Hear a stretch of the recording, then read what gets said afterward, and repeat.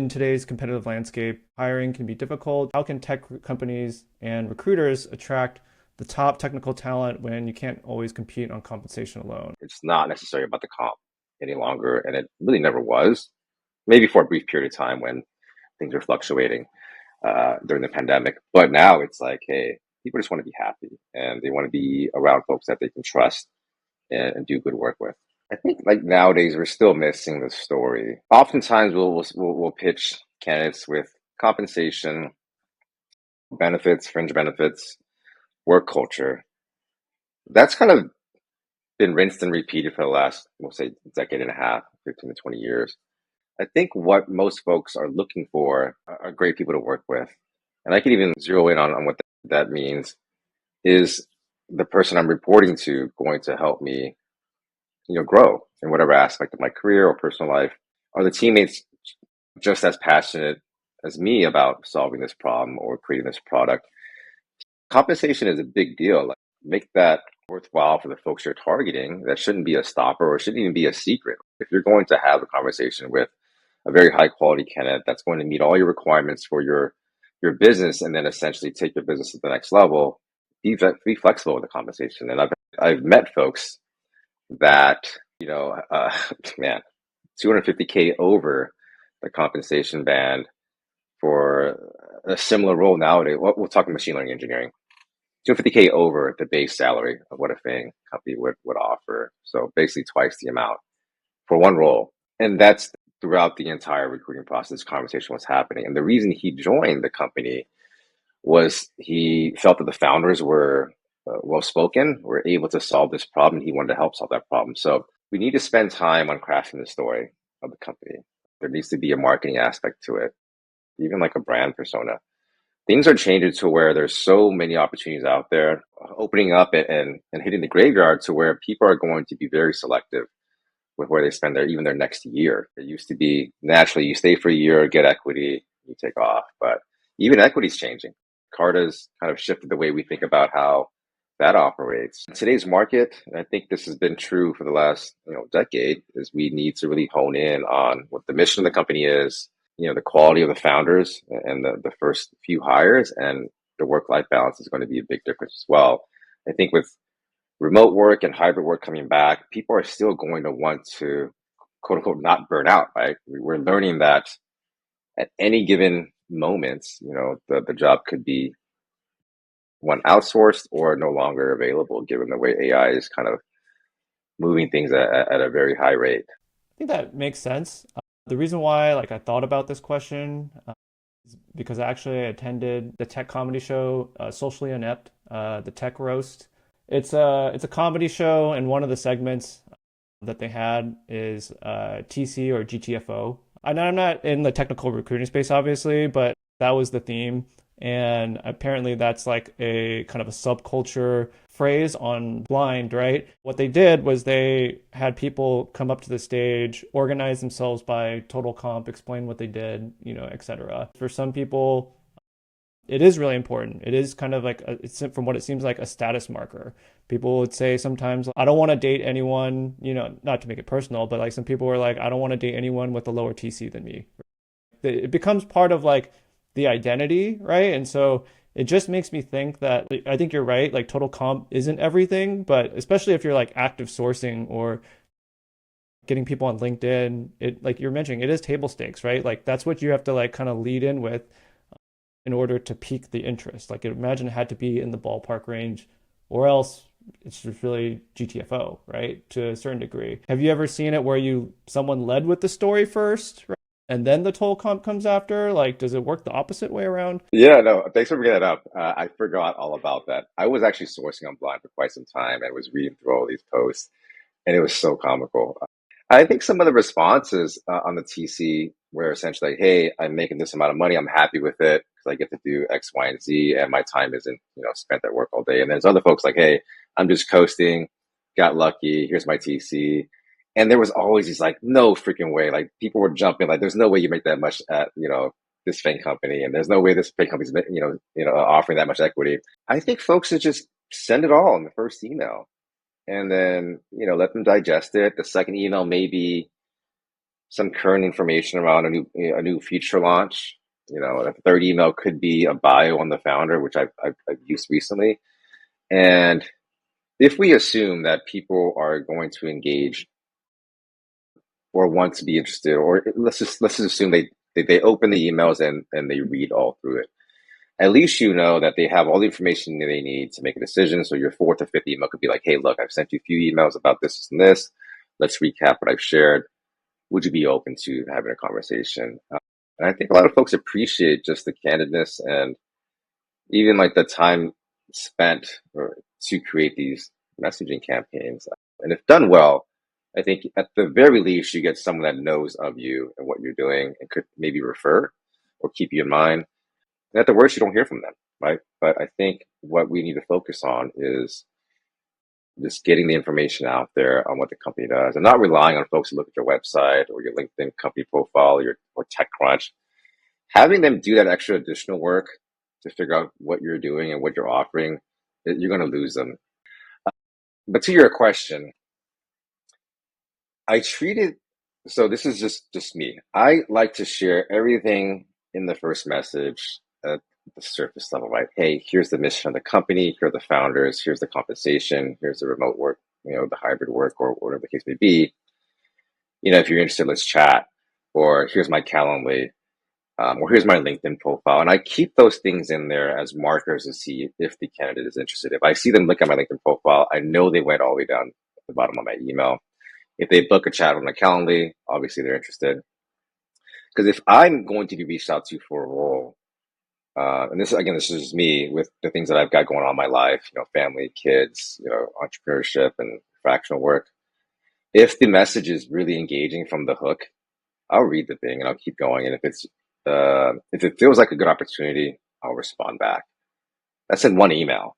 And there's studies around 3-step sequences, 5-step sequences, 9-step sequences, which kind of relate more to sales, but is also valid in the recruiting space.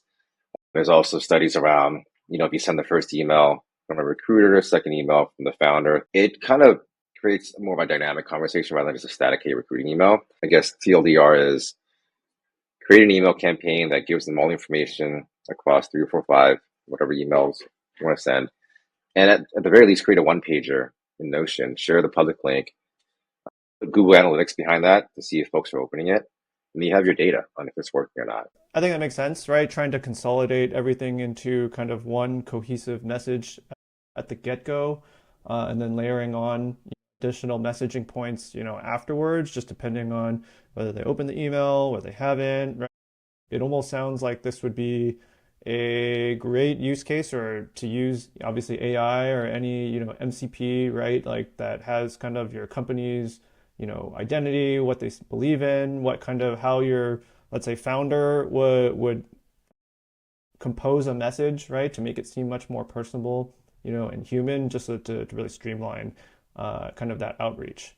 Like a lot of conversations are still like discussing volume. How many folks can we reach?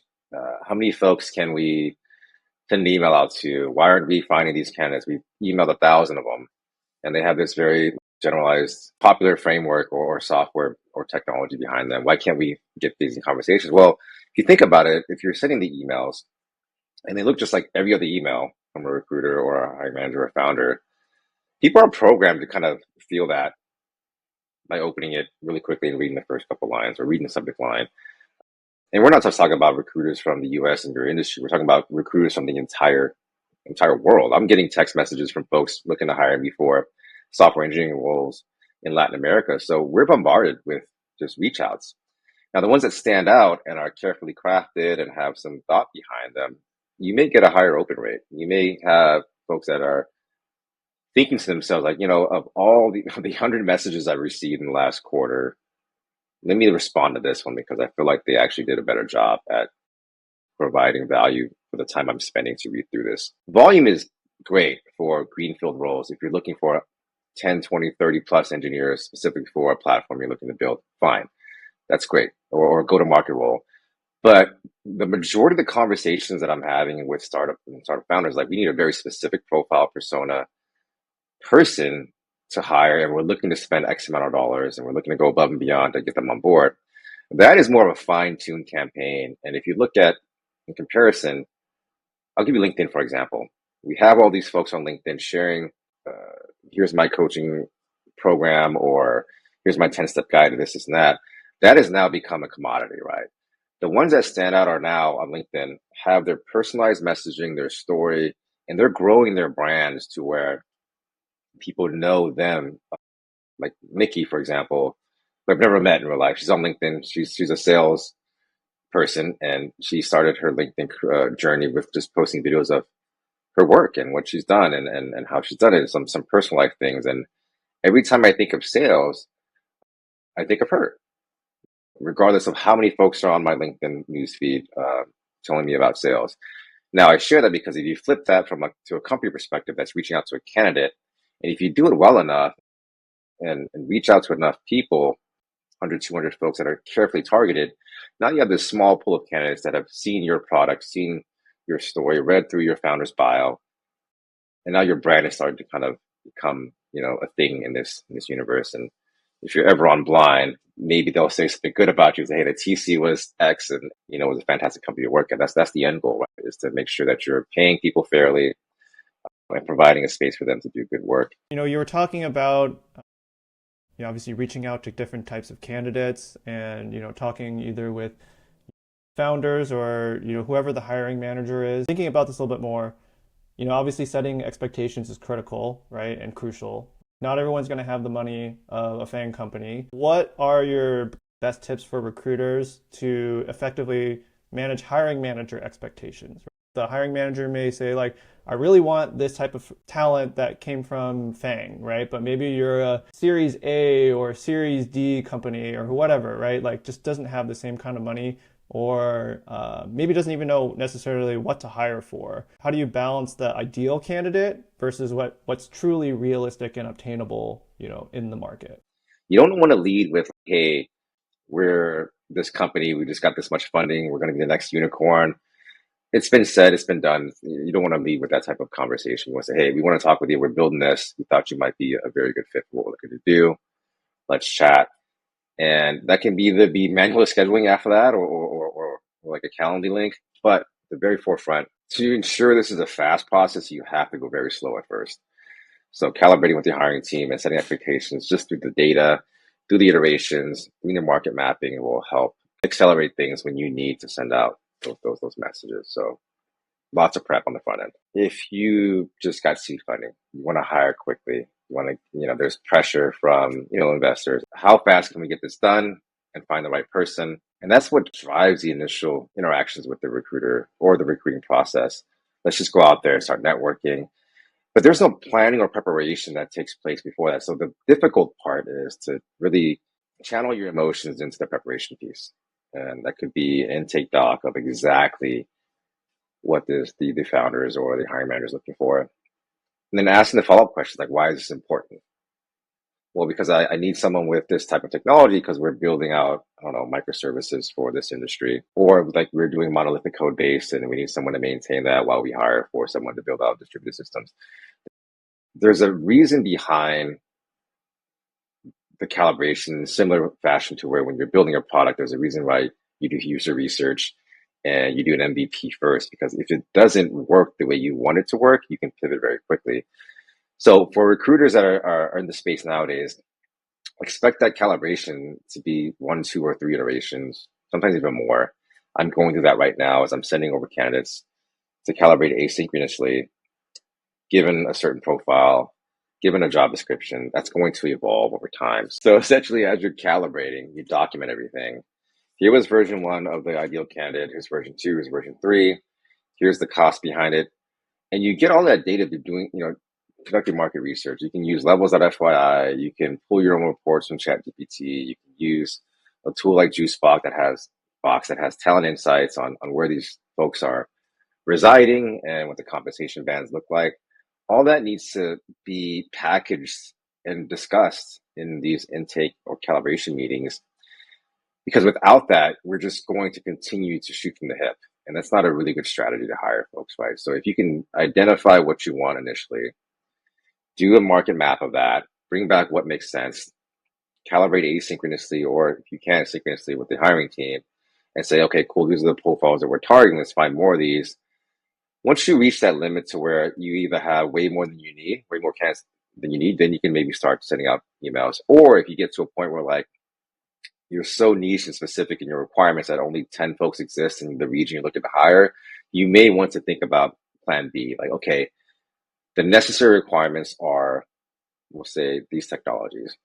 We can give up on them maybe having product management experience or some other hybrid type of role because we're a startup. It's really taking the time to go through all that first. And once you have that nailed down, and it could just be 80% done, but if it's nailed down, you hit that campaign, 3-step, 5-step, 7-step emails, connect with them on LinkedIn, begin commenting on their posts and creating this whole like messaging campaign on, hey, we want to talk to you. I'm thinking about the timeline in which this all happens. So it sounds like this happens even before you open the job requisition or starting to do active sourcing. If you can kind of extrapolate kind of that timeline in which you're either revising and also having candidates move through different stages, whether it's a phone interview, actual hiring manager calls, how does that play into the planning or the revisions that are needed as you go through the hiring process? It does take a lot of prep up front. It varies from company to company, and company size and company structure. But if done correctly, these templates and these processes and these playbooks can be repeated across go to market, which I did. Hired the entire sales team for the SVP of sales, hired for the entire revenue team. We got faster over time because we already proven the system, the process. Coach of the company was like, hey, Henry has built this with engineering. It's the hardest team to hire for. Let's just adopt that for our department and utilize that system to quickly hire for the rest of the company. And what that led to was senior level hiring, VP of design, directors of sales across the board, and a VP of marketing, like 21 days. Industry standard at the time, if you were to work with an agency or just general recruiting practices, is 120 days. That's what they'll tell you. So we shattered that benchmark, like an order of magnitude. 21 days for a VP level hire is unheard of. And that process is still being used at Commuter to this day. But I remember now there was a huge, I want to say 6-month preparation period. And I'll share this quick story at Commuter. When I joined Commuter in January of 2021, I came on board as a senior technical recruiter. And I was working with 3 or 4 different departments: engineering, product, design, I think security. And the hard part is when you're new or you're just jumping on board, you have to build rapport with the hiring team. And I had maybe 6 to 10 hiring managers, all engineering, all product design, security. And the idea there was initially to build trust. And although I did really well in the interviewing process and people might have known of me, I'm still interviewing as in the first week, first month, first year, right? Because my reputation is based on my work and how I kind of provide that service and the value add to the company. We didn't begin hiring our first candidate until July, 5 to 6 months, and that entire time I'm having meetings with VPs of engineering, head of product, former CPOs from other companies, enterprise companies that are just joining the startup. And those meetings took a long time because the company was in the middle of understanding the org structure, understanding what the product was, understanding the customer base. And during that time, I just built documentation. I said, hey, look, if we're going to do this and we're going to start hiring folks, we need to really understand where our candidates are coming from. So we got rid of the agencies. We built a referral platform. And really, I honed in on the process with the VP of engineering that I thought was really sound, that I can duplicate across his org. Because if he agrees with it, he's going to share that with his entire leadership team. I'm just going to execute on it from my end, update the documentation at Confluence. I created weekly syncs, very repeatable processes where we can async communicate, similar to how they do in building their products.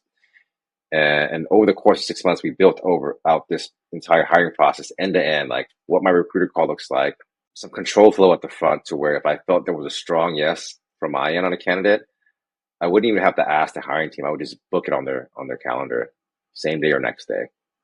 45 minutes with the hiring manager. So when you cut out that piece, so the 6 month preparation allowed me to build enough trust to make a decision, a very big decision on occupying the time of the hiring manager, with the candidate I thought that was strong. And that was the process.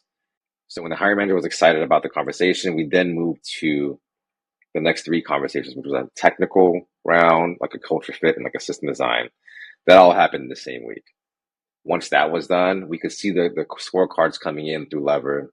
We could see all the notes being funneled in. We could see the decision making happening in flight.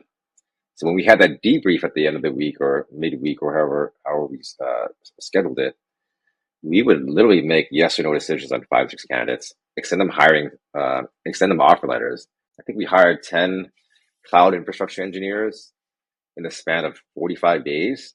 The fastest one from my call to offer letter was 9 days. You doing the pre-planning for 6 months reduce the chances that, hey, once we execute this plan, we are more likely to find the candidate that we're looking for, versus like, I know sometimes I've seen cases where there's an interview process, the team isn't really sure they have an idea of what they're looking for, but when the candidates kind of come in, it's a little bit harder to determine, like, is this what we're looking for? Do we need to respec the whole job description and basically got to start from the beginning again, which is kind of a bad experience, for a lot of the candidates that you may be putting through, right? Whether it's on phone calls, right, or having them talk to the hiring manager, and then finding out, oh, actually, we don't want to hire anyone because this isn't what we were looking for, and we need to go back to the drawing board again. How much does pre-prep cut down the chances of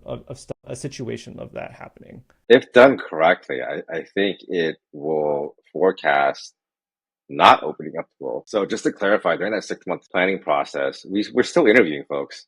And the way we salvaged some of the conversations that didn't move forward quickly was, hey, candidate, we know we want someone of your background. We just don't know what the headcount looks like just yet. I myself, Henry, I'll be in touch with you every single week as things unfold. I know you're still working at X companies. We're not in a rush, but I just want you to know that we're not deliberately ghosting you. We are working out the kinks on our end. So that was still happening. We were still running processes and interviewing folks. We took a lot of those experiences and realized what to add or what to take away from the overall experience moving forward. I don't know how much time I can save. I think every company really differs. I was recently at a couple of startups where things changed every week at the all hands. So it was kind of interesting on who was up next to the interviewing panel, who was still on the interviewing panel. If the job descriptions change, do we need to add more folks to the interviewing panel? And as you hire new folks, are they part of the interviewing panel? So that was really challenging, but that's going to happen everywhere, right? So I think if you establish like a foundational hiring process and then test and plan for the edge cases, have a real meeting like, hey, this is the candidate we want. If we can't find this candidate, what's plan B? And agree on that. What's plan C? Hopefully there isn't a plan D, because that's just way too many, variables and iterations, but map out what the plan is for an A candidate, a B candidate, and, forget the C's and D's, because all you want is a strong yes or a yes, right? Map out those roadmaps, those plans, and know that you're going to hit a roadblock, and know there's going to be challenges. People are going to miss interviews. People are going to be traveling to meet clients. Just know that those are going to happen. And just try to adjust fires as best as possible. But you can't do that unless you have an SOP, standard operating procedure, to map out, what could happen next. And you take all this from like recruiters that you hire that have the expertise in this space, that have seen it happen, 10 times over, to prevent that fire from happening, right? So essentially, create a foundational recruiting experience.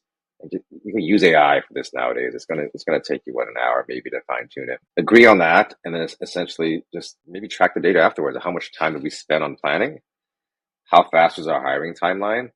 And how much spend was that, given everyone's compensation, and put that into a meeting hours book and figure that out from there. It's going to surprise some folks how much time you save in the hiring process when you pre-plan. And the last thing I'll say about this is, the faster you move with the candidate experience, the better your chances are of hiring that individual. At the end of the day, I tell folks, our only goal is to get a yes or a no, a decision from the candidate at the very end. If they say yes, fantastic. If they say no, fantastic. We're now in conversation with them. We now have them in our network. They may change their mind 2 weeks from now. But the idea isn't to put all of your emotions into like, we have to hire this person no matter what.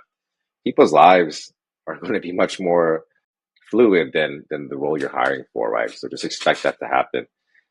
So yeah, I don't know if there's data on that with certain companies and certain sizes. I think there should be. Folks are going to be quite delighted with what they figure out, what they plan enough the hiring process up front. It makes me think about the Mike Tyson quote, right? You can do a bunch of planning, ahead of time, but when you're in the arena and you get punched in the mouth, then you just have to kind of react to it. I'm guessing it's kind of like that with recruiting sometimes as well. Put the job recs out there, you plan as best as you can, and then it's really how quickly do you adapt to the situation. But I think the plan also helps just to have some foundation to work off of versus kind of just going into chaos, right? And like just purely being reactional. Yeah, no, I was going to say that too if you'd mentioned it. Yeah, just being reactional and just going in without a plan, you're going to start blaming folks. People are going to start pointing fingers like, why did you miss that call? Or why didn't you send your feedback? Or why is this job description outdated? There's no real owners at the very beginning of a process. And once you identify that and you still get punched in the face and react, at least you guys know where to solve the problem, where the punch came from and how to train for that.